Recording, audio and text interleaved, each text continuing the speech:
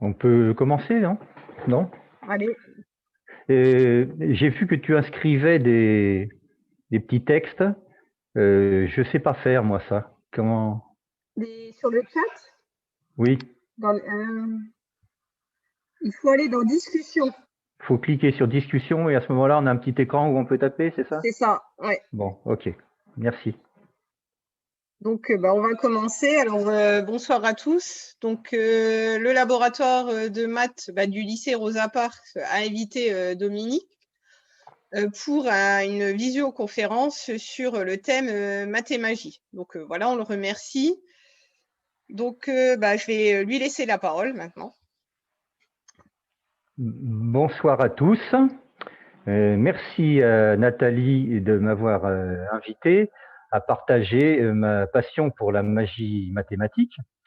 Alors, je suis retraité depuis 10 ans, mais je continue à réfléchir à quelque chose qui m'a passionné pendant toute ma carrière. J'ai été 40 ans prof de maths devant des élèves, 20 ans en collège et 20 ans en lycée.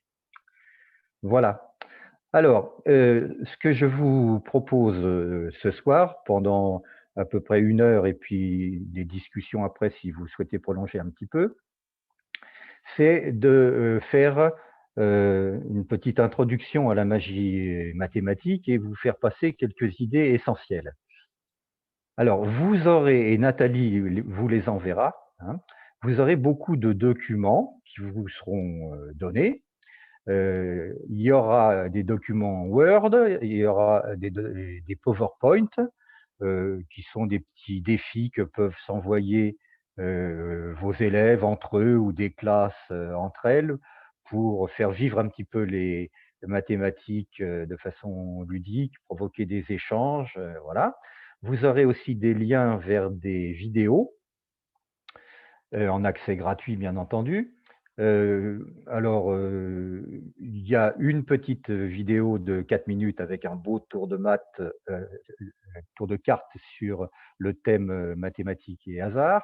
Et puis, il y a une vidéo que j'apprécie beaucoup, qui a été faite par l'APMEP et l'IREM de Paris-Île-de-France il y a 1 an, pendant la remise des prix d'un concours qu'avait organisé la PMEP auprès des collèges et des lycées.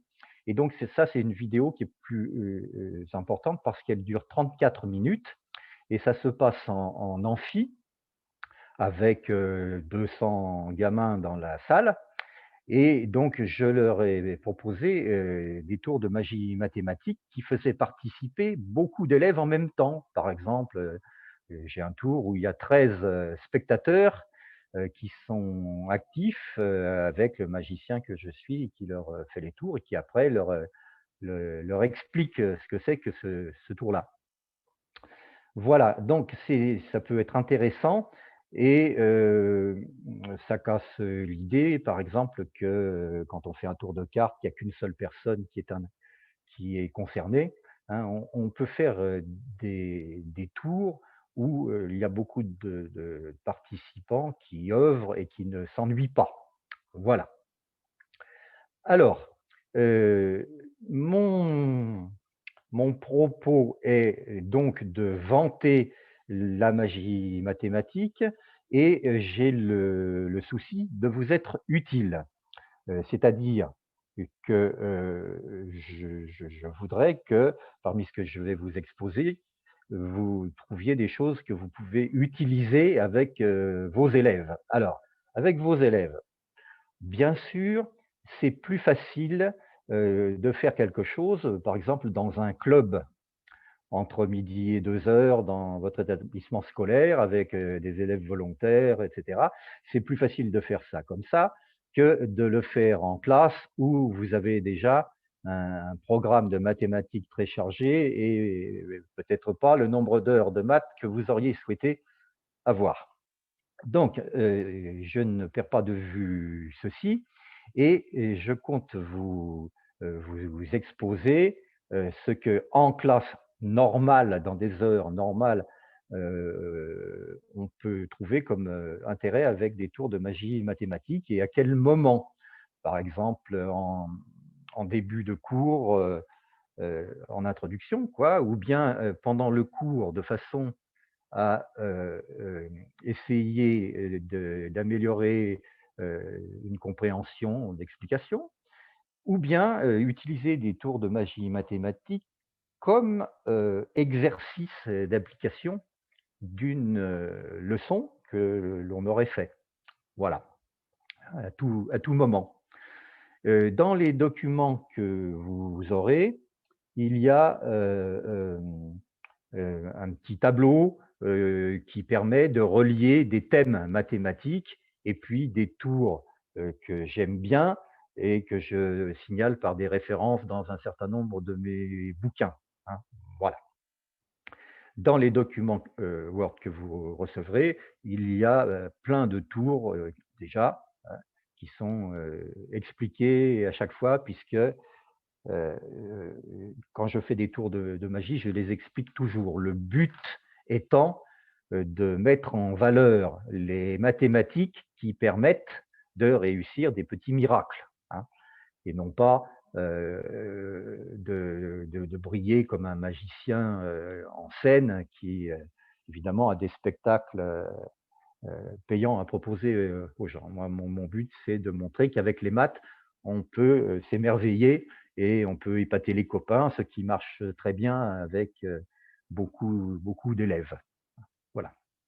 Alors, qu'est-ce que c'est qu'un tour de magie mathématique? Je vais vous donner des petits exemples déjà pour ceux qui n'auraient pas peut-être déjà pratiqué. Voilà, ici, devant moi, là, j'ai un ruban de couturière qui appartenait à ma maman. Ça lui servait à faire des travaux de couture. Alors, bien sûr, elle mesurait le tissu, hein, ou elle faisait des patrons, elle avait besoin de faire un dessin sur des papiers, elle avait besoin d'avoir des mesures exactes. Et donc, je l'ai vu utiliser ce ruban de couturière. Et ça m'a donné une idée de tour de magie. Voilà, ça se passe comme ça. J'ai besoin de 2 spectateurs. Je propose mon ruban de couturière et puis je propose 2 trombones. Hein, ma mère utilisait des trombones et des épingles pour coudre plusieurs tissus entre eux. Donc voilà, c'est des objets que j'avais dans le quotidien devant moi. Voilà. Et donc, il y a un trombone pour un premier enfant qui peut le placer autour d'un nombre qui est écrit sur ce ruban de couturière où, bien sûr, il y a les chiffres écrits de 1 à 150. Alors, par exemple, ici, je ne sais pas si vous voyez, il y a un trombone autour du nombre 130. Voilà. Et puis, le deuxième enfant, je lui prête un autre trombone et sur le même ruban de couturière, il place son deuxième trombone. Par exemple, là, l'enfant a placé autour du nombre 8. Voilà. Et je demande aux 2 enfants de bien vouloir ajouter les 2 nombres qu'ils ont choisis. Donc, ils font une addition. Voilà, le 130 ici et le 8, ils les ajoutent, ça fait 138.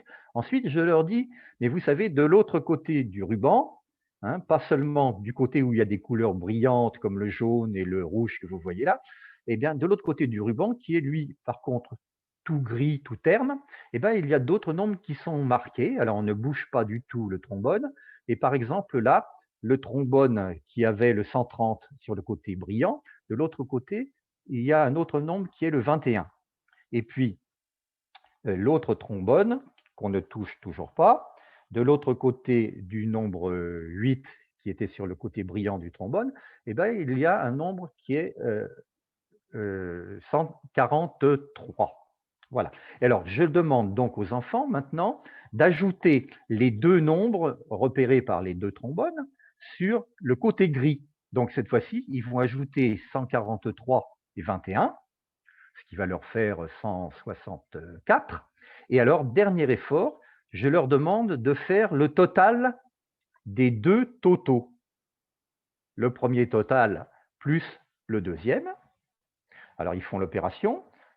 Et puis, à ce moment-là, je sors de ma poche un papier plié sur lequel j'avais déjà écrit quelque chose.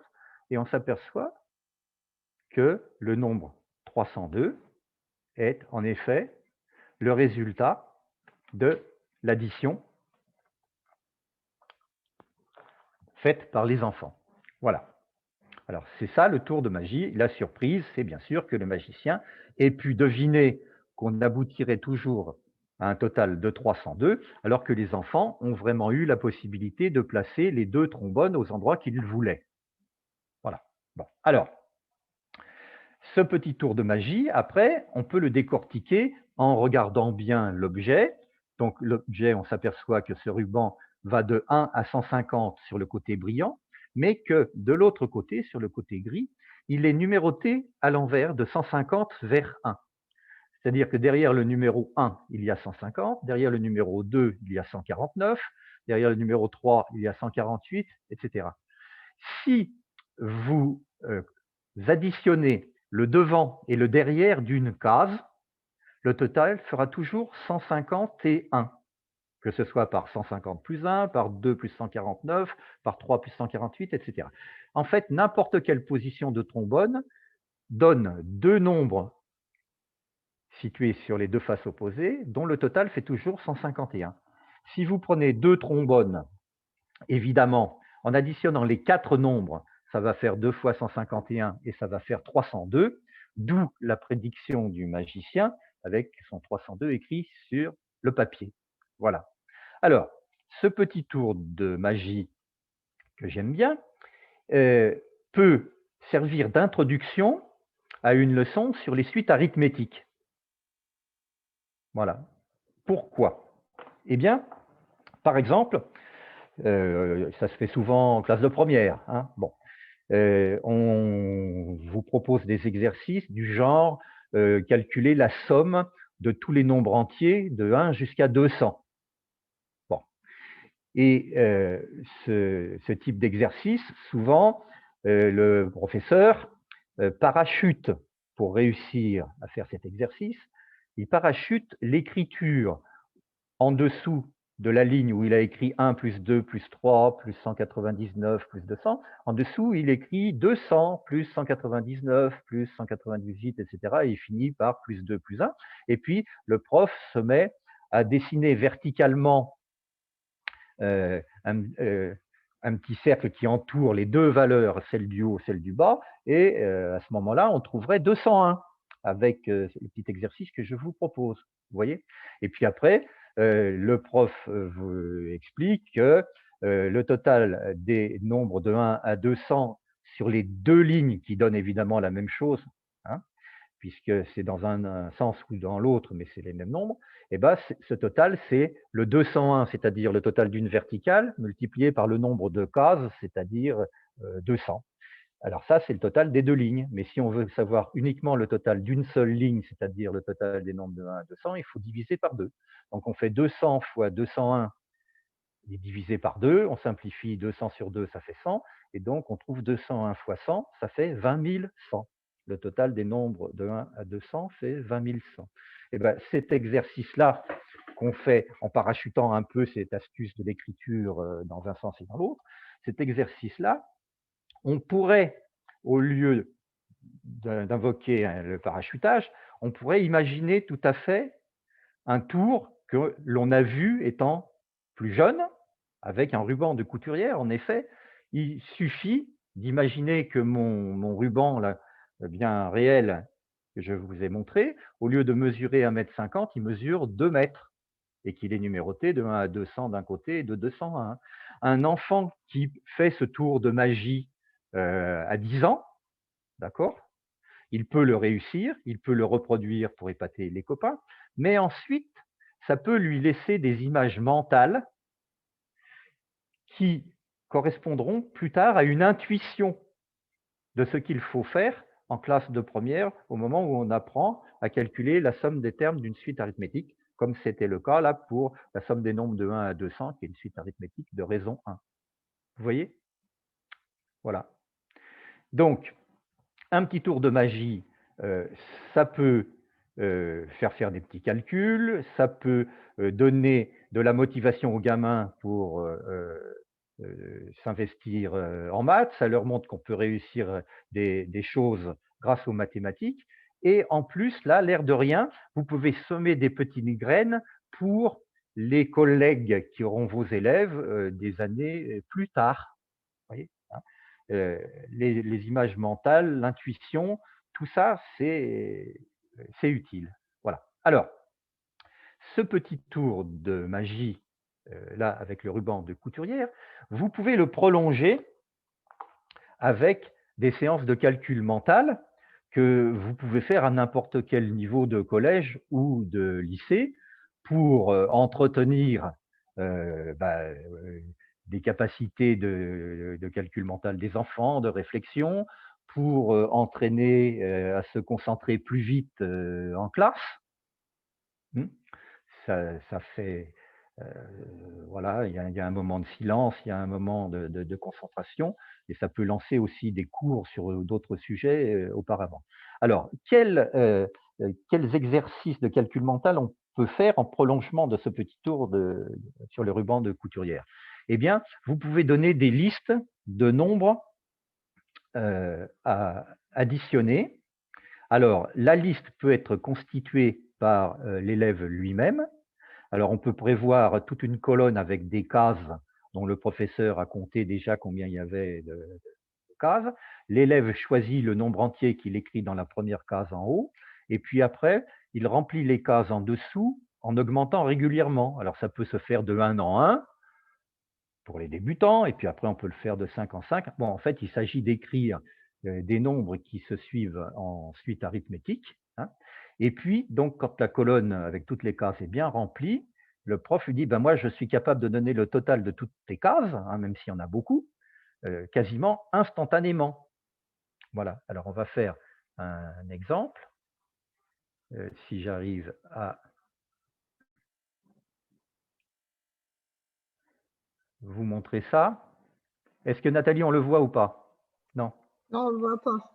On ne le voit pas. Alors, c'est parce qu'il faut que je fasse partager. Écran partagé, oui. Écran partagé, pardon. Et donc, il faut que je fasse… il faut sélectionner le document. Voilà, c'est ça. Alors, est-ce que… Là, ça marche. On voit l'écran, on voit l'écran noir. Là, on voit quelque chose. Oui. Alors, je me suis trompé de… bon, là. Pardon, excusez-moi. Je me suis trompé de truc. Donc, j'ai écran partagé et il faut que je choisisse celui-là. Voilà. Pardon. Voilà. Alors, là, vous avez le ruban de couturière. On ne voit pas encore. Ah, ça y est, ça marche. Ça y est, ça marche? Oui. Bon, voilà. Alors, je vous montre ce qu'on peut faire en calcul mental. Vous voyez? Donc, par exemple, la colonne de gauche, l'élève a écrit le nombre 7 et puis il a choisi d'augmenter régulièrement tous les nombres de haut en bas de 1. Et il arrive à 26 en bas et il y a une case encadrée qui doit être la case réservée au calcul de la totalité des cases qui sont au-dessus.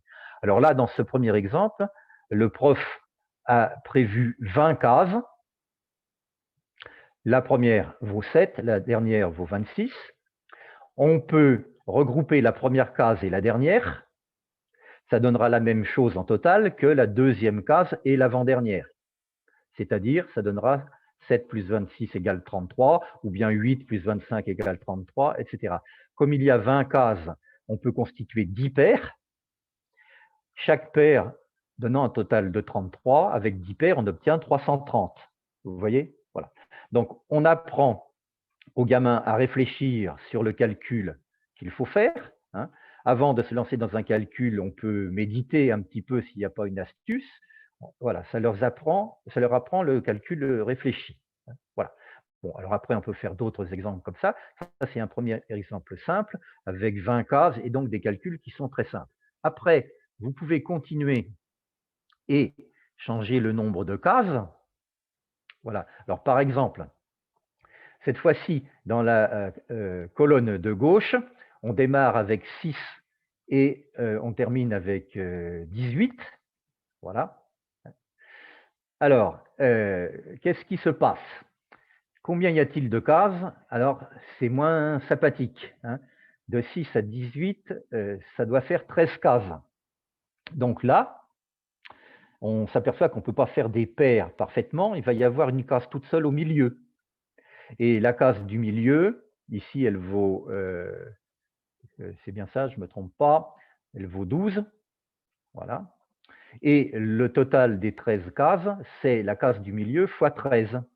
Alors là, c'est une façon de montrer aux enfants que une formule, il faut bien réfléchir avant de l'appliquer. Dans l'exemple qu'on a fait sur le calcul de la somme des termes d'une suite arithmétique, en fait, on n'a pas besoin de formuler comme en première avec des numéros de termes et des indices. On peut dire que pour calculer cette somme, il suffit d'ajouter le premier terme et le dernier et de multiplier par le nombre de termes et enfin de diviser par 2. Alors, dans cette formule, vous pouvez choisir la division par 2 à des moments différents et vous pouvez vous adapter selon les bienfaits pour l'exercice. Par exemple, dans celui dont je viens de parler en dernier, là, qui a 13 cases, ce que vous allez faire, c'est faire la moyenne entre le premier et le dernier terme. Donc, vous allez faire premier terme plus dernier terme divisé par 2. Vous allez faire la division par 2 à partir de cette somme des termes extrêmes. Et ça vous donne en fait le nombre qui est au milieu, bien sûr, puisque c'est une suite arithmétique. Et après, vous multipliez par le nombre de termes. Donc, vous faites le terme du milieu, le 12, multiplié par le nombre de termes qui est 13. Tandis que pour d'autres exercices de ce type-là, il peut être plus intéressant de faire d'abord la division du nombre de termes par 2. En particulier, c'est ce qui arrive si, quand vous additionnez le premier terme et le dernier, ça vous donne un nombre impair, ce qui est embêtant pour la division par 2. Voyez, donc, on peut apprendre aux gamins à réfléchir sur l'utilisation d'une formule aussi par ce genre de prolongement à mon petit tour de magie mathématique. D'accord? Voilà. Alors après, vous pouvez varier avec vos gamins selon les jours où vous faites du calcul mental. Hein, vous pouvez donner des astuces, comme par exemple, vous preniez une colonne avec 15 cases et puis vous leur apprendrez comment multiplier par 15 facilement, hein, en multipliant par 10 et puis ensuite en divisant par 2 ce résultat avant de l'ajouter. Ça finira par faire une multiplication par 15. Voilà, vous pouvez imaginer pour 11 cases et donner des astuces de multiplication par 11. Enfin, il y a plein de choses à faire. Pour varier les plaisirs, vous pouvez aussi présenter les choses comme ça. Là, le tour consiste à remplir des cases colorées, par exemple en vert ou bien en rouge. Et alors, on écrit en haut à gauche un premier nombre, puis on parcourt l'écriture de ce V majuscule de case en case en augmentant régulièrement, c'est une suite arithmétique. Et puis alors tous les nombres colorés, le magicien dit, si vous êtes très dégourdi, vous pouvez trouver le total de tous les nombres colorés très très vite. Alors le propre de cette structure en V, c'est que le nombre de cases est impair et que la case du milieu est facilement repérable, c'est la pointe du V vers le bas. Et pour calculer le total de tous les nombres en couleur, il suffit de multiplier la moyenne des termes extrêmes, c'est-à-dire le terme qui est au milieu, c'est-à-dire à la pointe du fait, et de multiplier par le nombre de cases. Dans le dessin en vert, il faut multiplier le 12 par les 11 cases. Voilà. Et dans le dessin qui est en rouge, il faut multiplier le 17, qui est la pointe du V rouge, par le nombre de cases qui doit être 3, 4, 5, 6, 7, 8, qui doit être 15. Vous voyez, voilà. Donc on peut trouver des tas de choses variées pour relancer l'intérêt des enfants avec ces histoires de calcul mental. Voilà. Donc je vous ai parlé de l'apprentissage intelligent d'une formule. Voilà. Donc tout ça, ça peut être des prolongements à partir d'un tour de magie mathématique reproductible facilement par des enfants pas très âgés. Mais ça peut leur rapporter gros après. Alors je vous donne un autre exemple de tour de magie mathématique. c'est utiliser des propriétés de symétrie. Alors, bon, on a des exercices favoris, mais il peut être intéressant aussi de passer un petit peu de temps à chercher s'il y a des symétries dans des dessins du quotidien. Par exemple, dans des jeux de cartes, eh bien, si vous regardez les cartes qui sont actuellement à l'écran, je les ai retournées. Hein, les 4 cartes de gauche, je les ai retournées. Alors, vous voyez qu'il y a des différences. Là, par exemple, si vous voyez le 6 de trèfle à l'endroit, et je vais dire le 6 de trèfle à l'envers, vous voyez une différence. Hein, voilà. Vous avez 4 trèfles d'un côté et 2 de l'autre à gauche, et après, c'est inversé. Voilà. Donc, pour les autres cartes, c'est la même chose. On peut voir des dessins donc, de cartes qui ne sont pas symétriques, alors qu'il y a énormément de dessins de cartes qui, elles, au contraire, qui eux, au contraire, sont symétriques. Eh bien, imaginez que vous prépariez un jeu comme ça, avec des cartes que vous aurez fait trier dans un jeu de cartes. Alors, ça dépend des fabricants, ils ne sont pas tous identiques. Hein, voilà. Vous faites trier à vos élèves des cartes, vous leur demandez de trouver des cartes qui ne sont pas symétriques, voilà, comme celle-ci. Alors, peut-être vous allez en trouver 19, ou c'est souvent ce qui arrive dans les jeux, mais ce n'est pas toujours ça. Et puis, vous demandez aux enfants de ranger les 19 cartes qui ne sont pas symétriques avec quelque chose dans la moitié supérieure de la carte qui est supérieur à ce qui est dans la moitié inférieure. Par exemple, vous voyez là, le 3 de pique, il y a 2 pointes vers le haut dans la partie haute et une seule pointe vers le bas. Le 5 de cœur, il y a 3 pointes dans la partie supérieure et il n'y en a que 2 dans la partie basse. Enfin, vous voyez l'idée, hein, le 7 de carreau, vous avez 5 en haut et 2 en bas. Voilà. Donc, si vous les classez tous comme ça, toutes vos cartes comme ça, et puis vous faites choisir une carte à un spectateur. Pendant qu'il regarde sa carte, vous inversez le sens de votre jeu et vous faites remettre la carte au spectateur une fois qu'il l'a bien repérée. Ben à ce moment-là, la carte qu'il aura remise, elle sera dans le sens inverse de toutes les autres cartes de votre paquet. Et ça permet de faire un petit tour de magie où après, en regardant le paquet, le magicien repère tout de suite celle qui n'est pas rangée comme les autres. La dissymétrie n'est pas du même côté. Vous voyez? Bon.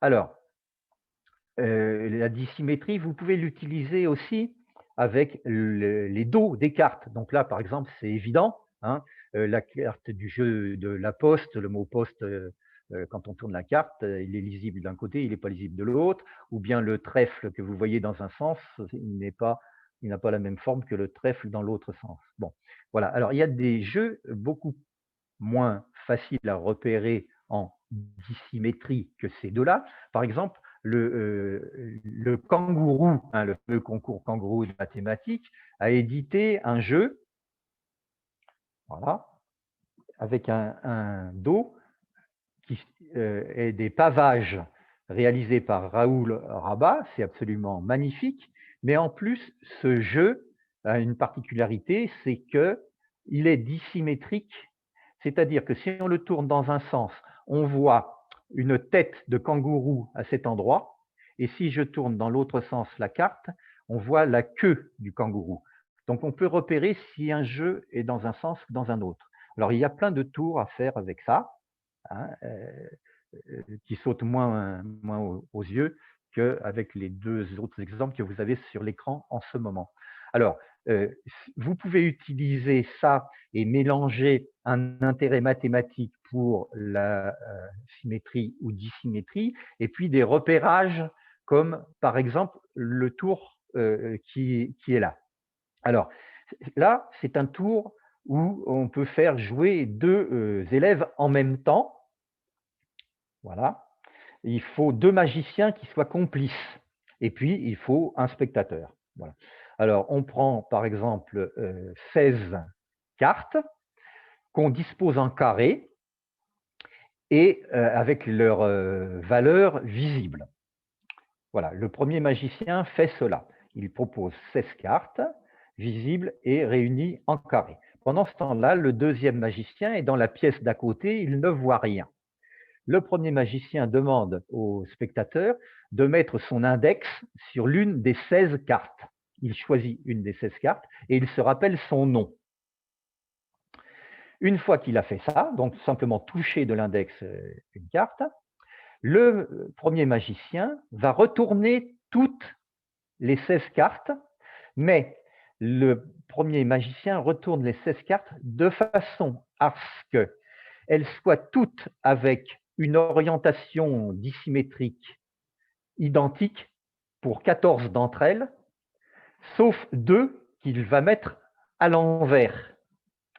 Et donc, par exemple, si le spectateur a mis le doigt sur je sais pas moi, le 10 de cœur, n'est-ce pas, qui est situé quelque part.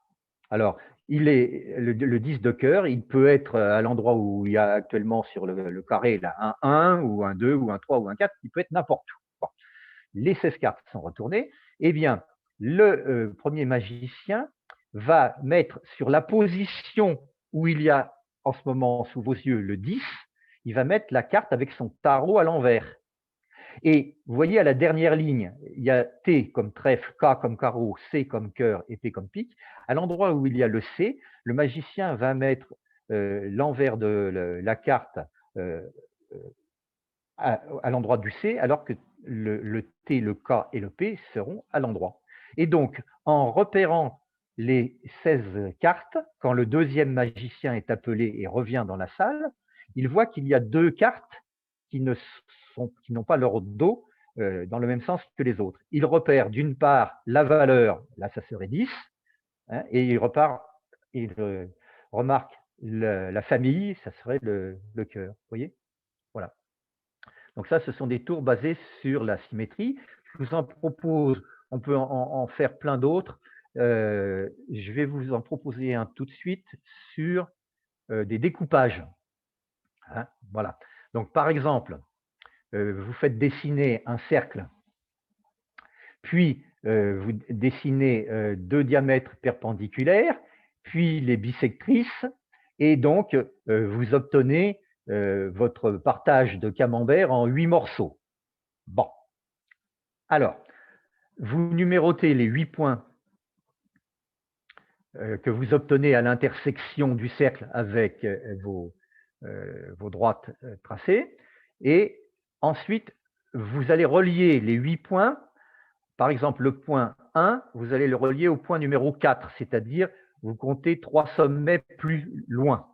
Donc, vous reliez le 1 au 4, puis le 4, vous le reliez 3 sommets plus loin au 7, puis le 7, vous allez le relier au 2, etc. Et vous finissez par construire une belle étoile à 8 branches. Voilà. Bon, alors, cette étoile à 8 branches, vous pouvez raconter, si par exemple vous approchez des instants de Noël, vous pouvez raconter que c'est une belle étoile dessinée sur un papier doré et que vous souhaitez décorer votre sapin de Noël. Et vous posez le défi suivant: est-ce qu'il est possible de découper cette étoile à 8 branches d'un seul coup de ciseau en ligne droite? Voilà. Alors, en général, les enfants vont dire, eh ben, pour découper une pointe, il me faut 2 coups de ciseau pour dégager chaque pointe. Et comme il y a 8 pointes, il va me falloir 2 coups de ciseau x 8, ça va m'en falloir 16. Alors oui, mais voilà. Un magicien matheux, lui, il ne fait pas le découpage de cette étoile à 8 branches en 16 coups de ciseau, il le fait en un seul coup de ciseau. Voilà. Alors comment en un seul coup de ciseau? Réponse, il faut utiliser des propriétés d'axe de symétrie. Vous commencez par plier en utilisant un des axes de symétrie. Alors, les axes de symétrie sont faciles à repérer, hein, ce sont les toutes les droites que vous avez déjà dessinées. Bon, il y en aurait un peu plus que j'ai mis en pointillé, mais voilà. On va faire les pliages. Alors, vous commencez par faire un pliage en deux. Vous voyez ça? Vous repliez en deux. Voilà ce que vous obtenez. Vous avez un quart du dessin maintenant, après les deux premiers plis. Vous repliez en deux, vous avez un huitième.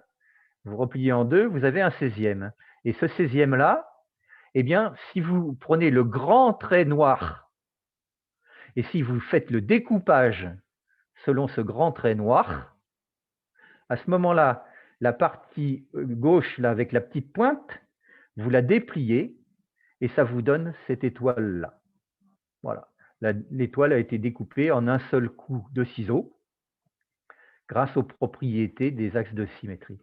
Et bien sûr, le contour de la feuille reste et a lui aussi la forme de l'étoile. Voyez. Donc ça, c'est des petits défis de magiciens qui rendent sympathiques les maths et qui après occasionnent beaucoup d'échanges dans les familles. Et bah, voilà, ça, je pense que c'est utile pour revaloriser la bonne opinion des mathématiques. On en a besoin, hein. Elles sont souvent décriées, et ça, c'est des petites choses sympas, des petits défis qui peuvent plaire aux gamins. Voilà. Alors, il y a des tas de choses autres encore à faire avec des cartes à propos de symétrie. On peut faire des jeux arrangés en miroir, hein, vous verrez ça dans les documents. Ce sont des cartes avec, par exemple, des valeurs identiques placées en position symétrique par rapport au milieu du paquet, et il y a plein de tours avec ça, c'est merveilleux, hein, voilà. Bon, alors, je vais arrêter ce document-là. Voilà. Bon, dans le document que vous aurez et qui est apport des mathématiques, je vais vous montrer le plan. Alors,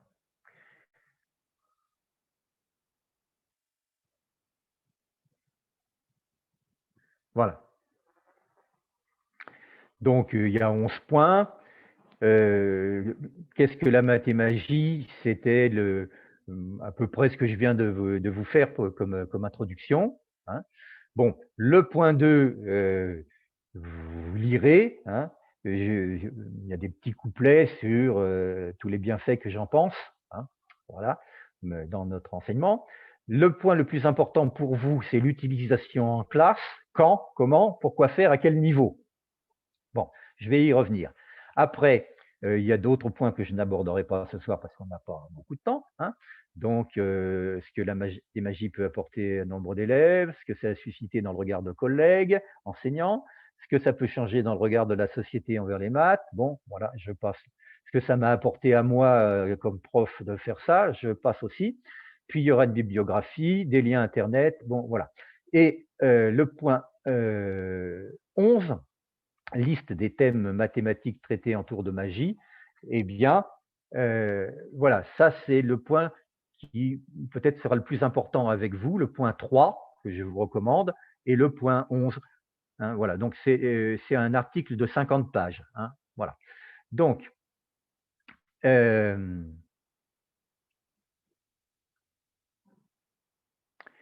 si on passe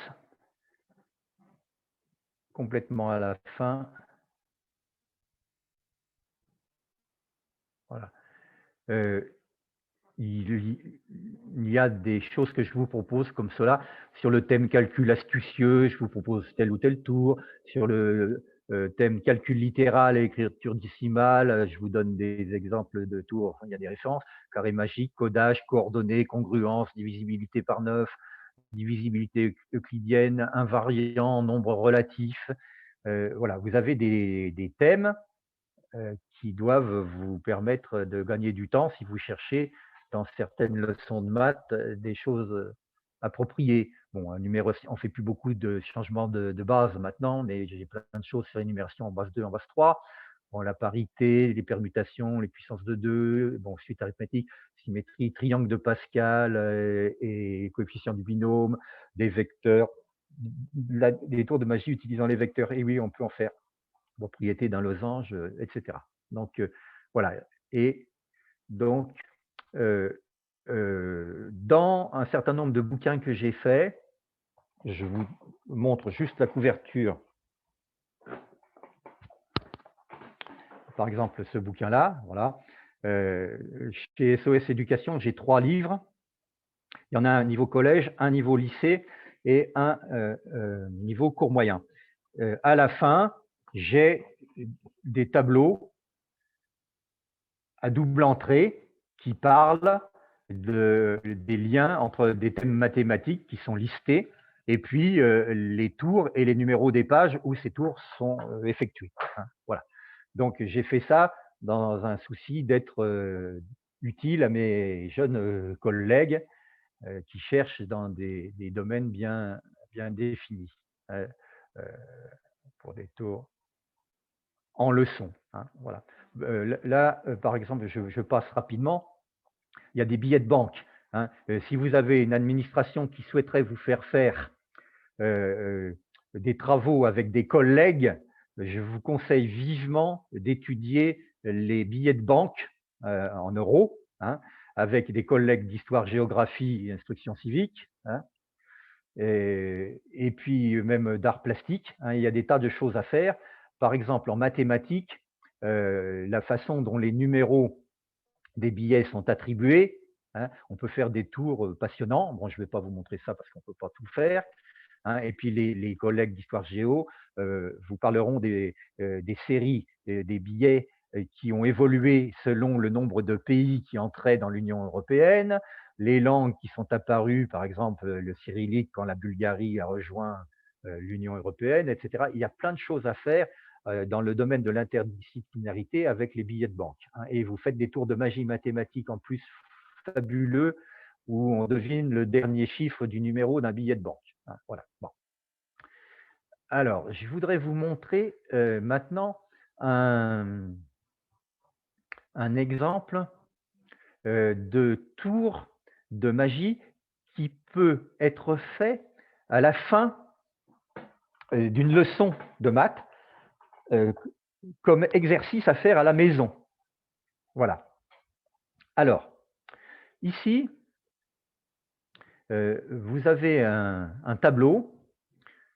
En fait, le tableau que vous venez de voir avec des couleurs va vous donner l'explication. Pour l'instant, je vous montre le tableau qui est au milieu, là, où vous voyez 16 cases dans lesquelles il y a des nombres qui sont écrits.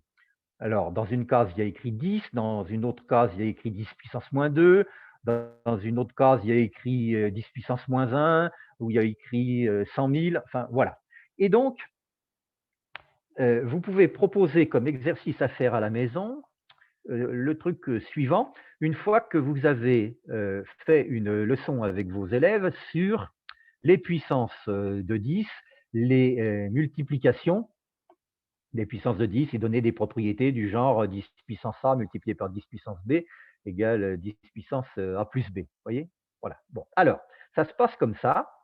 Le magicien, le prof magicien donne un tableau avec ces 16 cases qui sont remplies comme ça, et puis il donne 4 pions à l'élève, et l'élève doit mettre les 4 pions dans 4 cases de ce tableau, avec la condition suivante, il faut un seul pion par ligne et un seul pion par colonne. Une fois que l'élève a réussi à s'organiser, et bon, il ne faut pas qu'il se trompe, il ne faut pas qu'il mette 2 pions dans la même ligne, il ne faut pas qu'il mette 2 pions dans la même colonne. Hein. Une fois qu'il a bien mis un seul pion par ligne, un seul pion par colonne, on lui demande de faire les multiplications des nombres, des 4 nombres qui sont sous les pions. Voilà. Et on lui demande d'écrire le résultat de cette multiplication. Puis, on lui demande de changer ses pions, les 4 pions, et de trouver une autre disposition différente des 4 pions. Et on lui fait faire ça 4 ou 5 fois. Alors, il y a des solutions qui sont très très simples, c'est de placer déjà les 4 pions suivant une des grandes diagonales, hein, Donc, on exige au moins 4 ou 5 dispositions différentes pour qu'ils cherchent un petit peu. Et en faisant la multiplication des 4 nombres qui sont sous les 4 pions, l'élève va avoir la surprise de trouver le même résultat à la fin. Voilà. Qu'est-ce qu'il aura fait en faisant cet exercice? Eh bien, il aura multiplié des puissances de 10, qu'il aura converti quand elles sont écrites sous forme de mots avec des lettres. Voilà. Donc, il aura mis en application les propriétés de multiplication des puissances de 10. OK. Et alors, vous compléterez avec l'explication. Alors, on peut essayer de lui demander de trouver pourquoi ça fonctionne et pourquoi on trouve toujours le même résultat. Bon, ça, il ne faut pas rêver, hein, il y a peu d'élèves qui trouveront, mais vous allez lui expliquer. Voilà. Alors, vous allez expliquer que quand vous mettez un pion sur une des cases blanches, en fait, la case blanche en question a une valeur qui est le résultat de la multiplication d'une case rouge tout en haut dans cette colonne et d'une case rouge tout à gauche sur la même ligne. Donc, vous expliquez en fait que le tableau blanc a été construit comme cela. Vous avez commencé par écrire dans les 8 cases rouges, les 4 cases rouges de la ligne du haut et les 4 cases rouges de la colonne de gauche. Alors, c'est mieux quand toutes les valeurs sont différentes, hein, dans les 8 cases. Voilà. Et ensuite, dans les cases blanches, ce sont les résultats des produits. Alors, une case est sur une certaine ligne et sur une certaine colonne. Vous multipliez le nombre rouge de la colonne par le nombre rouge de la ligne pour remplir la case blanche. Par exemple, quand vous multipliez la ligne 10-3 et la colonne 10-2, à l'intersection, vous écrivez le nombre 10 puissance moins 5. Voilà. Donc, c'est un tableau de multiplication comme ça. Quand vous mettez un jeton rouge dans une des cases blanches, en fait, ce jeton rouge est le résultat de la multiplication d'une case rouge de la ligne et de la case rouge de la colonne. Quand vous mettez vos 4 pions, étant donné que 2 pions ne peuvent pas être dans la même colonne, 2 pions différents n'utilisent pas le même nombre rouge de la ligne du haut. Et étant donné que 2 pions ne peuvent pas être sur la même ligne, 2 pions différents n'utilisent pas de nombre rouge de la colonne de gauche. Et finalement, la multiplication des 4 pions, ça revient à multiplier les 8 cases rouges, quelle que soit la disposition où vous avez mis vos 4 jetons. C'est pour ça qu'on trouve toujours le même résultat. C'est parce que c'est le produit des 8 cases rouges. Voilà. Alors après, vous pouvez essayer de faire inventer des petits jeux comme ça à vos élèves en changeant. Hein, alors, cet exemple-là, avec la multiplication, peut être réalisé avec une autre opération que la multiplication et d'autres propriétés. Il faut que ce soit associatif et commutatif. On peut faire des choses avec des additions. Hein, voilà. Là, par exemple, c'est un tableau avec des additions. Le total de 4 jetons est toujours le total de toutes les cases rouges. Voilà. Au lycée, vous pouvez poursuivre ça, et au lieu de prendre des puissances de 10, vous pouvez faire des exos comme ça, avec des exponentielles, avec, vous pouvez faire avec des logarithmes, des additions de logarithmes, des multiplications d'exponentielles, je viens de le dire. Vous pouvez utiliser des nombres complexes, faire des additions de nombres complexes ou des multiplications de nombres complexes sur le même principe que celui que je viens de vous donner. Vous construisez à partir de cases rouges qui ont été effacées, n'est-ce pas? Vous construisez le tableau des 16 cases blanches et vous dites, voilà, 4 jetons, placez-les un par ligne, un par colonne, et puis faites soit une multiplication, soit une addition, et donnez-moi plein d'exemples. Et donc, vos élèves sont en train de faire d'utiliser des propriétés que vous avez vues en cours, hein, et alors, un intérêt est aussi là, par exemple, vous voyez comme je suis méchant et vicieux, vous voyez dans dans les 16 cases. Là, avec des nombres complexes, vous en avez qui sont écrits comme la forme A moins BI. Bon, il y a des cases où il y a des racines de 2 puissance 19 pi sur 12. Hein, c'est pas du tout la même façon de formuler les nombres. Et j'ai mis des nombres entiers, j'ai mis des nombres imaginaires purs, j'ai mis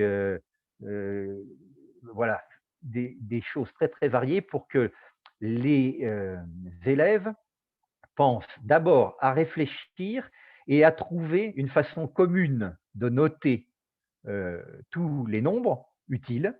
Alors là, ça pourrait être la forme alpha fois e puissance ki pi, hein, qui permet ensuite de faire des calculs nettement plus facilement. Et après, ils mettent en œuvre les belles propriétés mathématiques de multiplication que vous avez apprises en cours. Voyez.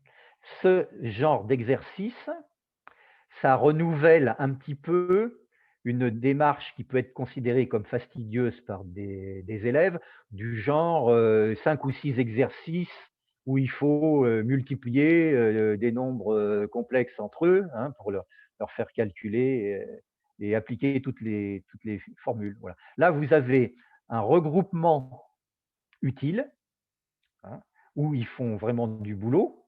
Et puis, il y a une petite récompense, une petite cerise sur le gâteau, c'est que, sans s'en douter, évidemment, hein, mais quand ils multiplieront les 4 nombres rouges, à la fin, ils vont trouver le même résultat pour tous leurs calculs. Voilà. C'est un peu sympa, en plus du côté rébarbatif d'application des propriétés sur des calculs compliqués. Vous voyez. Donc, parmi les exemples que je donne, vous avez énormément de procédés d'analogie qui peuvent vous permettre, dans d'autres leçons que celles sur le tour que je présente, d'utiliser la même idée et faire bosser les élèves là-dessus. Vous voyez? Voilà. Alors, je vais arrêter ce document-là. Je vais vous proposer autre chose. C'est plus facile évidemment en club, mais ça peut rapporter gros. Moi, j'ai fait club de jeux maths toutes les semaines pendant 30 ans, oui, voilà, 20 ans dans un collège et 10 ans dans un lycée. Et alors, surtout en collège, j'avais énormément de monde parce que les gamins ne peuvent pas sortir entre midi et 2 heures, et quand il y a plusieurs services de cantine, eh ben, ils mangent très vite et puis après, ils s'enquiquinent. Eh ben, ils aimaient beaucoup venir en club de jeux maths. Je leur apprenais des tours et puis ils en faisaient, d'accord, et puis ils aimaient bien épater les copains après. Et donc, on peut lancer des défis. Alors, j'espère que ça va marcher. Et les élèves, par exemple, pouvaient faire un PowerPoint et lancer le défi à une autre classe. Est-ce que vous voyez là? Est-ce que ça a marché? Ça fonctionne, oui. Ça fonctionne, voilà. Oui. Donc, alors, voilà un petit défi qui pourrait être fait par des… Ah, j'ai du mal ouais, à lancer mon truc. Ça marche pas, mon truc. On voit la page 2 là. Oui, voilà, bon, d'accord, bon, on va continuer comme ça. Voilà, alors, laissez le hasard décider pour vous votre lieu de vacances. Bon, alors peut-être que vous avez une préférence, vous, mais c'est le hasard qui va décider. Hein. Évidemment, il y en a un qui tranche beaucoup avec les autres, c'est le numéro 5, hein, comme vous pouvez remarquer. Voilà, bon. Alors, choisissez un nombre entier. Bon. Multipliez-le par 3. Bon. Additionnez 15. Bon. Divisez le résultat par 3. Bon. Retranchez le nombre que vous aviez choisi au départ, j'espère que vous vous en rappelez. Le nombre que vous obtenez désigne votre prochain lieu de vacances. Bon, consultez la liste ci-dessous. Oui, bon, voilà. Alors, malheureusement, je pense que vous allez rester à la maison, quel que soit le choix que vous aviez fait au début. Explication. Voilà. Alors, vous avez été manipulé par les mathématiques et vous restez confiné à la maison. Hein. Tous les calculs, alors, si on peut les traduire à partir de la 5e peut-être, hein, voilà, avec des lettres, hein, voilà. On montre que les calculs aboutissent toujours au nombre 5. Voilà. Bon, voilà. C'est un exemple de petit PowerPoint. Alors ça, cette idée, ça s'appelle le principe des nombres inconnus fixes, et il faut savoir que c'est connu depuis l'Antiquité égyptienne. On a trouvé des papyrus décrivant des problèmes ressemblant à ça. Voilà. Ça serait un des plus anciens tours de magie, avec le tour des gobelets. Hein, mais voilà. Donc, des petits PowerPoint comme ça, des défis entre classes, c'est très sympa. Moi, j'ai fait ça avec des Canadiens, hein, des classes canadiennes qui envoyaient des défis à des classes en France et tout. Ça peut être sympa et ça contribue à rendre les maths plus, plus conviviales, et puis ça suscite des échanges. Ça me paraît intéressant. Voilà. Bon, ça fait 1 heure. J'ai parlé un petit peu tout seul. Alors, ça serait peut-être temps que vous vous exprimiez. Si vous voulez donc me poser des questions, me faire des remarques, je vais essayer de répondre, et voilà, à votre intérêt. Bon, c'est gentil, on ne s'ennuie pas. Alors, est-ce que quelqu'un veut...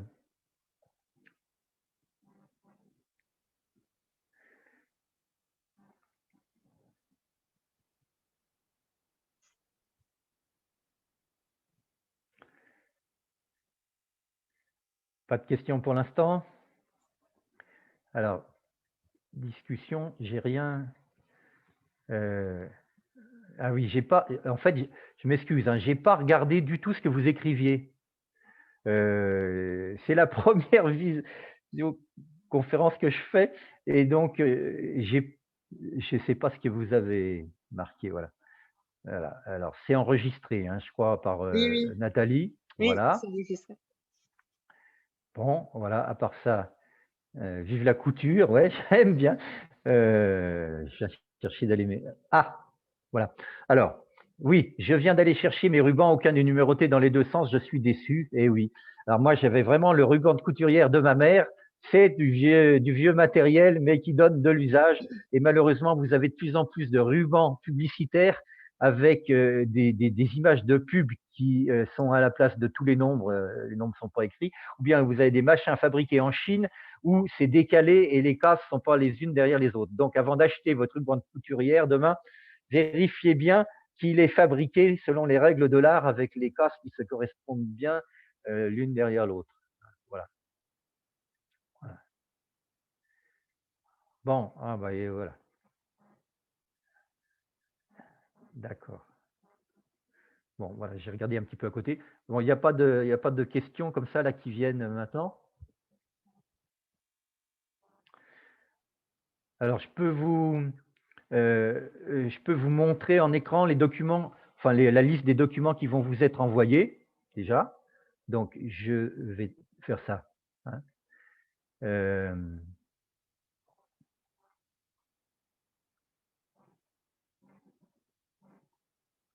Voilà.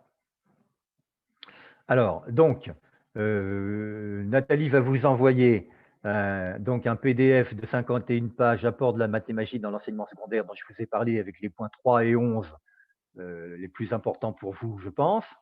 Vous aurez donc des liens vers des vidéos. Donc, la vidéo de l'IREM de Paris, APMEP régional Île-de-France, de 34 minutes, là, avec des tours en amphi avec des dizaines d'élèves. Hein. Il y a 5 tours, si je me rappelle bien, de niveau varié. Hein, c'était pour des collégiens et des lycéens.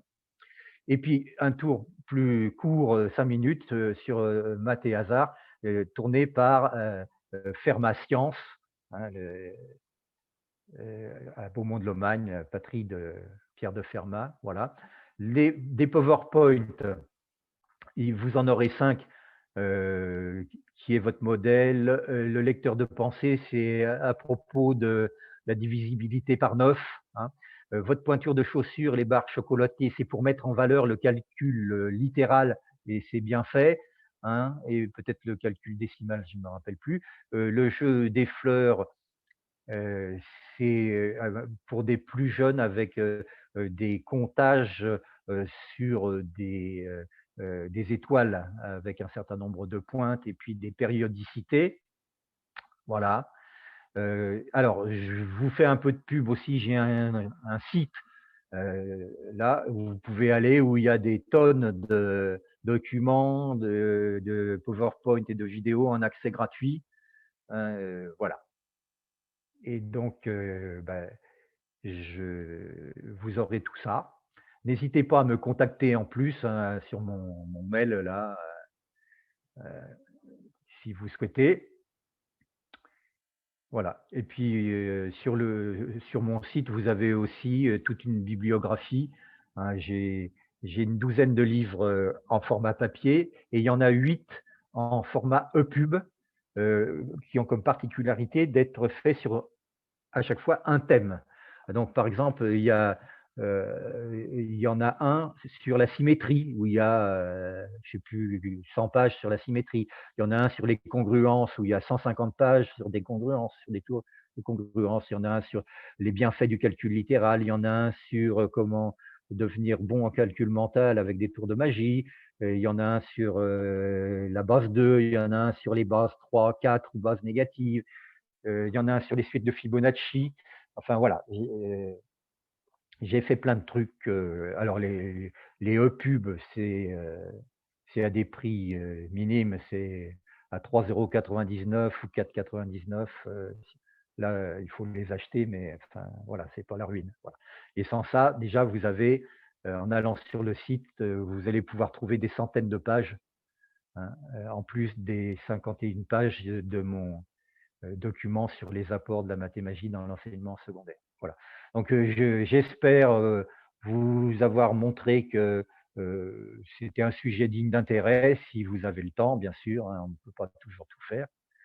Mais moi, je suis content d'avoir pu faire ça avec mes élèves. Ça m'a beaucoup apporté. J'ai trouvé que les élèves avaient beaucoup d'imagination et il y en a énormément qui ont adapté des tours que je leur proposais.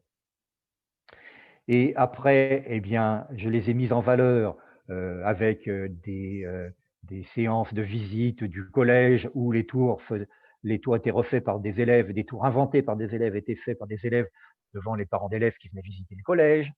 Je leur ai demandé de rédiger les tours qu'ils avaient inventés.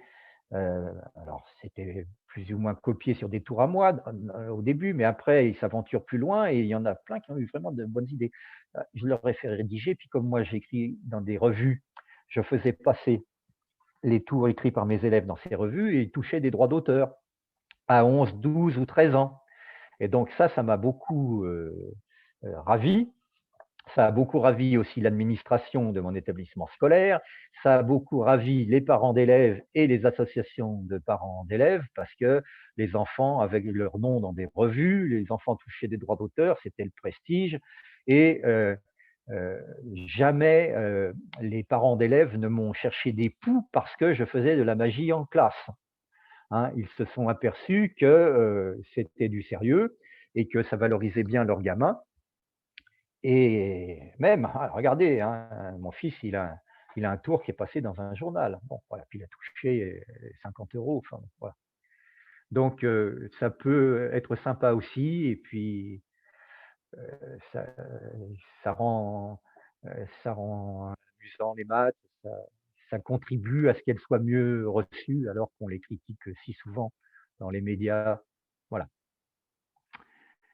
Je vous remercie Il y pour a, votre il y a attention. deux, Si vous il y a, êtes il y a deux Oui, il y a des questions aussi. questions. Alors, j'arrête là et je vous Il y a, écoute. il y a une question de Sandrine Qui vous a motivé à faire cela et dans quel type d'établissement avez-vous enseigné?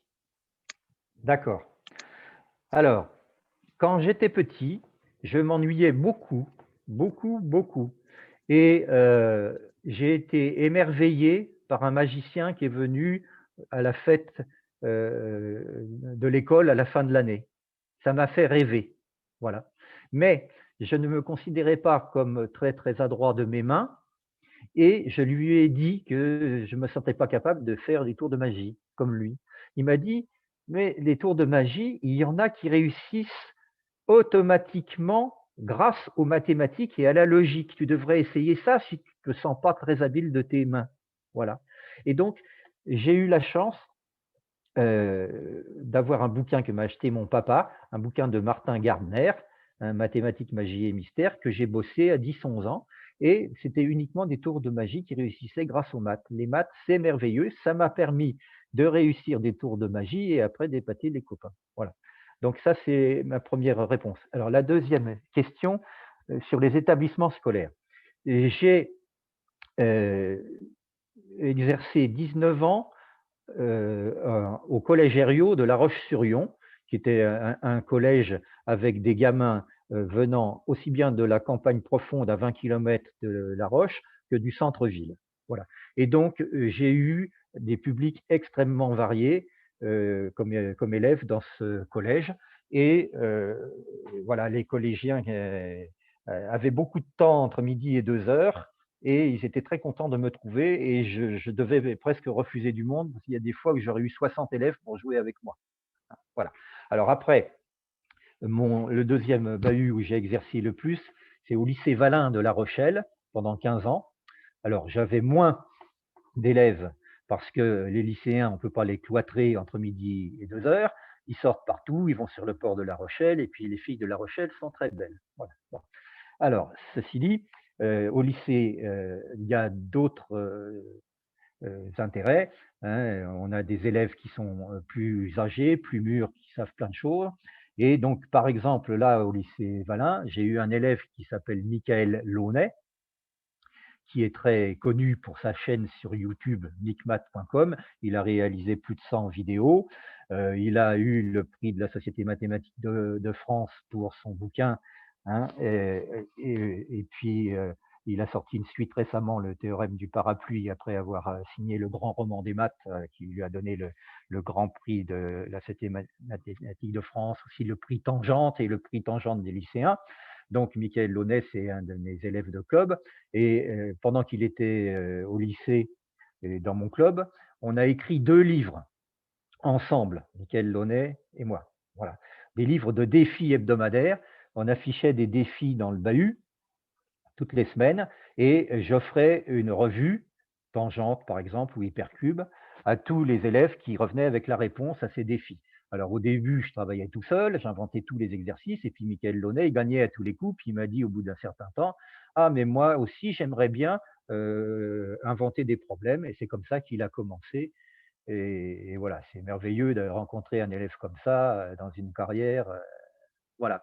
Et puis, comme j'allais au salon Place Saint-Sulpice à Paris, heu, le salon de la culture et des jeux mathématiques, fin mai, pendant 4 jours, qui a commencé en l'an 2000 et donc j'ai fait tous les salons. J'ai tenu un stand de magie mathématique où pendant 10 heures par jour, pendant les 4 jours de fil, je vous assure que c'est crevant, on voit des élèves, puis après on voit des gens qui défilent, c'est en accès gratuit le salon, hein.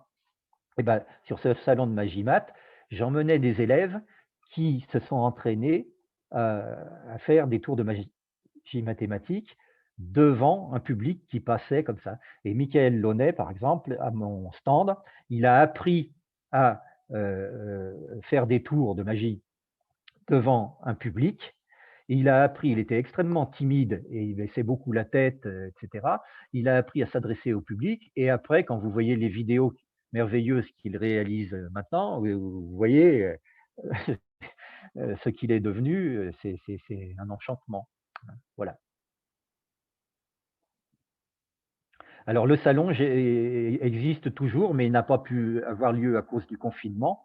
On ne sait pas si cette année il aura lieu encore. Il est prévu pour la fin mai, le jeudi, vendredi, samedi et dimanche, qui terminent le mois de mai, place Saint-Sulpice à Paris, le salon de la culture et des jeux maths. Il est prévu comme ça. L'année dernière, il a eu lieu par Internet. Les stands qui voulaient ont mis des vidéos ou des petites choses. Certains ont mis des conférences en direct.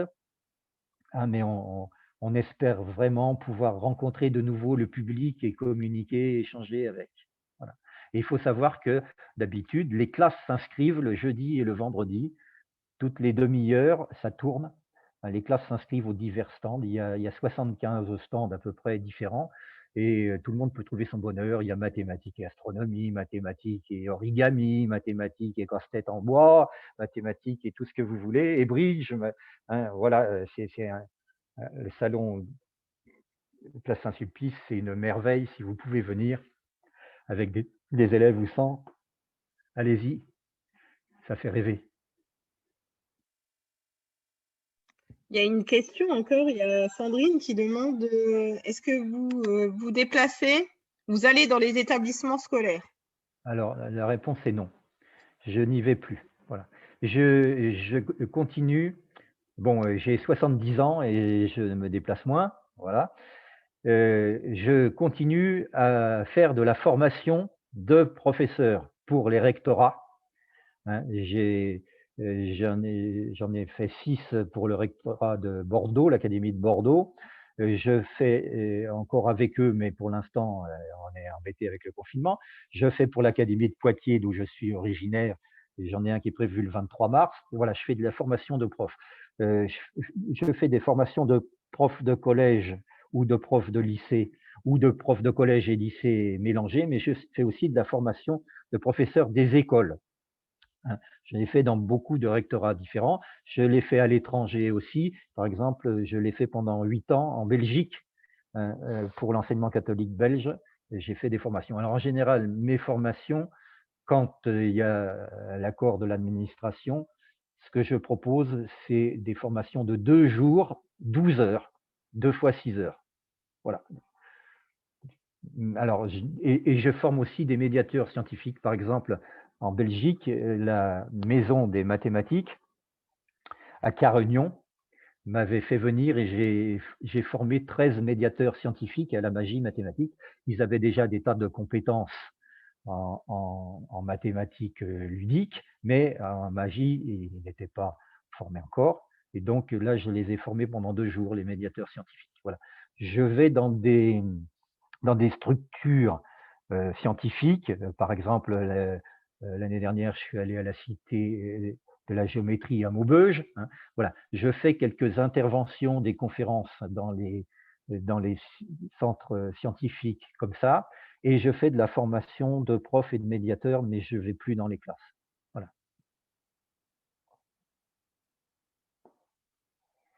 Le Luxembourg, oui, je suis venu au Luxembourg, j'ai fait des conférences au lycée Vauban, au lycée français de Luxembourg, invité par Frédéric Colette, qui est une de mes amies, et de très longtemps, je ne l'ai pas vue depuis longtemps, mais elle m'avait invité, je suis allé dans son lycée faire des conférences au lycée Vauban de Luxembourg.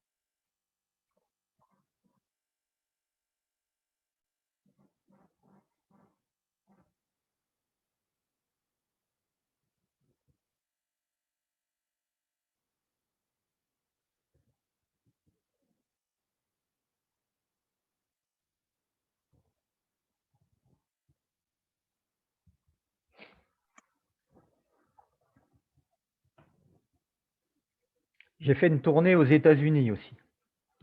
J'ai été aux États-Unis et au Canada. J'ai été invité par un inspecteur, Monsieur Boissière, et je suis passé dans 7 lycées français de la zone Amérique du Nord. Là, j'ai vogué pendant 3 semaines à Montréal, à Ottawa, à Toronto. Voilà, j'ai même entraîné des élèves canadiens d'Ottawa qui ont assuré des intermèdes de magie mathématique pour le congrès Math Engine de l'Amérique du Nord. entre les énoncés, entre les exposés très très sérieux du congrès, il y avait des intermèdes assurés par des élèves du lycée d'Ottawa, et je les avais entraînés pendant 3 jours. Ils avaient travaillé avec moi par Internet, et puis je suis allé dans leur lycée, on a fignolé tout ça, et je les avais entraînés pour qu'ils puissent faire des intermèdes de magie math à tous les participants du congrès Math-Engine. Alors, ils faisaient même les intermèdes dans les salles où tout le monde attendait avant de passer pour faire son propre exposé. C'était sympa et tout le monde jouait partout. Voilà.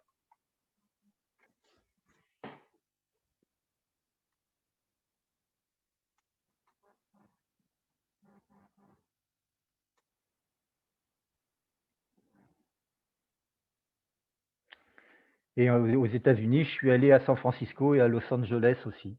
Voilà.